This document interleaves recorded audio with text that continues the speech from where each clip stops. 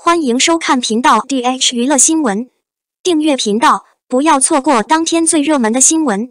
我们今天的时事通讯涵盖以下内容：张彬彬工作室驳斥了一些关于青簪重拍的传闻，我觉得杨紫也很不幸。电视剧《青簪行》从拍摄之初到录制的极限，一直都有着令人不安的影响。先是男主吴某凡和女主杨紫被权威媒体点名灭口，然后阴阳两隔，最后男主因犯错入狱。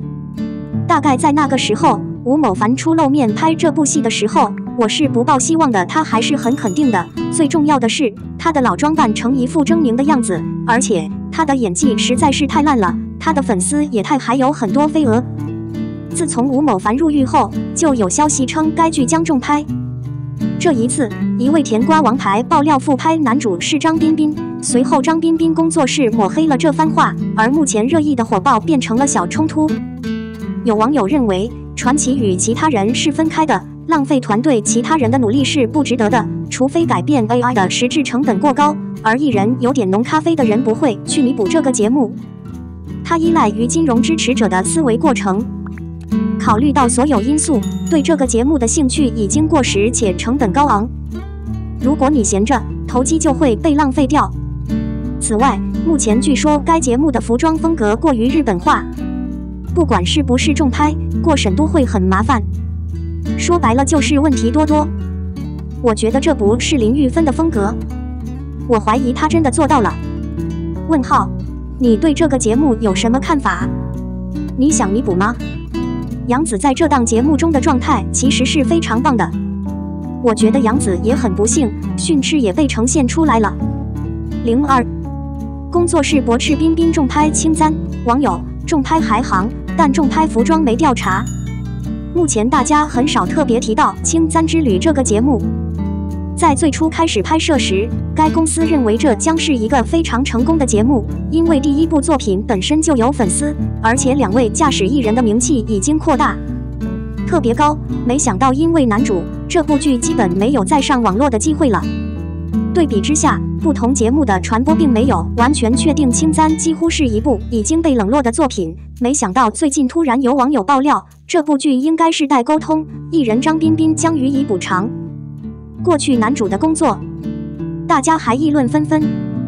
有人查出来是不是每个艺人都在重拍这个重拍，还是只是张彬彬自己拍的，后来又变了脸。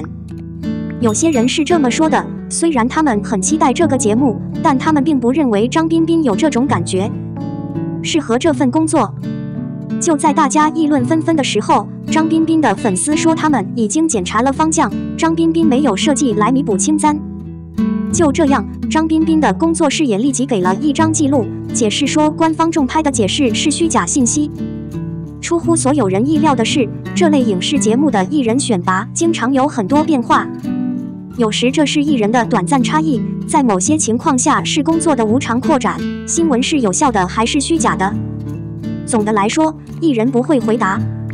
不管节目传播多久，一切都按预期发生。尽管如此，这次张彬彬回答得很快，显然没有任何参与节目的欲望。有网友表示，《青簪行》这档节目肯定有粉丝要看的，根本就是杨紫的粉丝要看这部剧，不管男主的每一个位置都剪掉。不过这个想法很棒，在线上进行不规则的剪辑秀是不可想象的。而且这部剧的问题也不全在男主身上，艺人的穿搭问题同样是极其巨大的。单是合奏的问题就足以让这个节目感到不安和改头换面。勇敢的女人的帽子无论如何都不合适你的观点。在日本的作品中，只有日本人戴着这样的帽子。在中国习惯的合奏中，没有这样的大写状态。男主人公戴的帽子有一个塔，同样偏向日本服饰。网友找到的检查图可以看出，相似度极高。除了帽子的麻烦，服装的麻烦也很明显。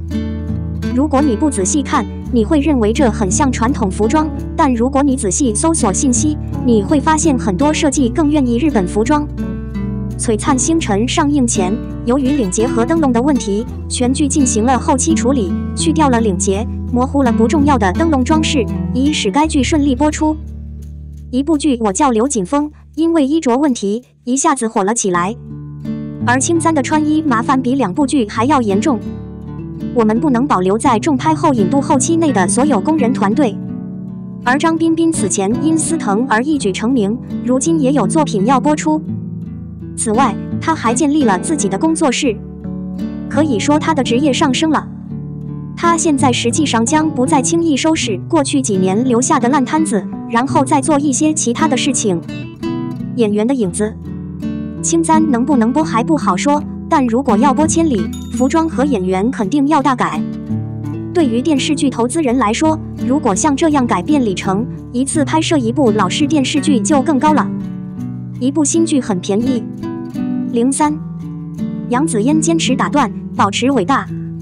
杨紫的新作《沉香如碎屑》这么快就完结了，还有多少像我这样的人沉浸其中，不需要自拔？有人开始说杨紫的演技如何，人设如何，后来就真香了。杨紫的每一个新功能都让我们看到了不一样，看到了一个干净的性格。或许你看到的就是一开始可爱又无害的妍妍，那个想抱她的妍妍。因为我真的不需要看她被虐待。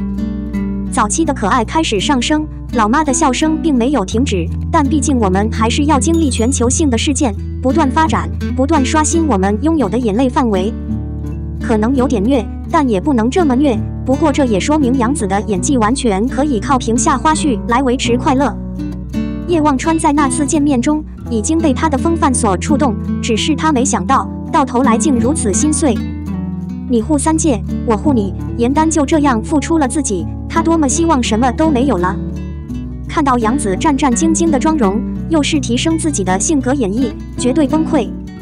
杨紫不断用自己的表演能力刷新自己的认知，不看会不开心。期待杨紫在未来越来越高，不断突破，为的是让更大的人类能够捉拿大猴子。04，程毅在古装方面的整体表现更上一层楼。打扮成少女可能会害羞迷人，驾驭白马可能会好看又奔放。程毅在这个时代的认可度真的是最高的，那绝对是因为电视剧《沉香如屑》的上映。在剧中，杨紫和杨紫一直都是堂堂和辱骂，他们的表现异常出色，目标市场异常活跃。不得不说，程毅真的很适合穿古装表演，仿佛他就是为古装而生的演员。程毅适合古装，直接的动机是历史服饰具有真正的表现力，他们被称为历史服饰中的白月光。透过这个时代的观察，发现程毅在古装方面的整体表现又有了进步，真是令人心旷神怡。不得不感叹，程毅把他的古装焊死是不是顶了？停止在尖端戏剧中表演。程毅古装妩媚害羞，说起男演员演古装男扮女装，大家肯定会第一时间想到马天宇，他的扮相真的可以，再加上本身长相就清秀，观众普遍都比较认可，演出了古装女子的样子。而程毅也有这种本事，在沉香系列中就有男扮女装的桥段，还是穿着喜庆的古代婚服，冒充貌美如花的新娘子。程毅的表现真的可以，丝毫不输马天宇。身穿新娘子服饰的程毅，加上对应的女子妆容，形象方面完全符合，不仔细看发现不了是男的。尤其那樱桃小口，还是蛮有代入感的标志。而且程毅表现出了一脸的妩媚娇羞，在揭开盖头的那一刻，不得不说，真的太美了吧！并且程毅还表现出了古装女子的攻击性，那小眼神可以发电，还可以用来伤人，把女子的眼神戏发挥得淋漓尽致。程毅化身白马王子，真的英俊潇洒。演古装其实也可以有白马王子的既视感，之前杨幂在拍摄《狐珠夫人》的时候，就有骑白马的戏份。那个状态还不错，算是比较成功的女扮男装。就是大幂幂的发际线有点高，这已经是老生常谈的问题。最经典的是老牌中国香港女演员张敏，在电影版《倚天屠龙记》中女扮男装，身穿白色古装服饰，身骑白马，再加上那不经意间的回眸一笑，不知道迷倒了多少人。是比较成功的白马王子，无法复制的那种。说来说去，白马王子还是男性，要男演员来演才效果自然。程毅在新剧《莲花楼》里就化身白马王子，穿上合身的白色古装戏服，骑上剧组准备的道具白马，梳上帅气的古装发型。定睛一看，真的太帅了，就是漫画里面的白马王子形象，古装效果真的太好了。更重要的是，程毅的颜值也可以，这就是他的加分项。整体看，就是英俊潇洒的古装美男，一片的纯白无瑕，一片的仙气飘飘，一片的禁欲气息。这个造型在剧播出后，势必会成为他的经典古装造型之一，让古装白月光的人设更进一步的深入人心。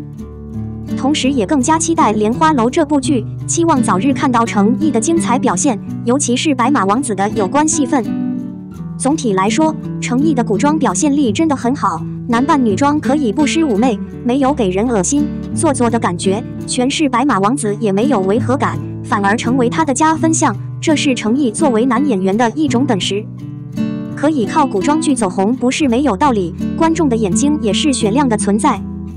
后续程毅继续在古装市场打拼，成为他的一种古装资本。我们的新闻部分文此结束，欢迎把你们的想法留在评论区，大家一起讨论一下。欢迎，也别忘了帮我点个赞加关注谢谢大家。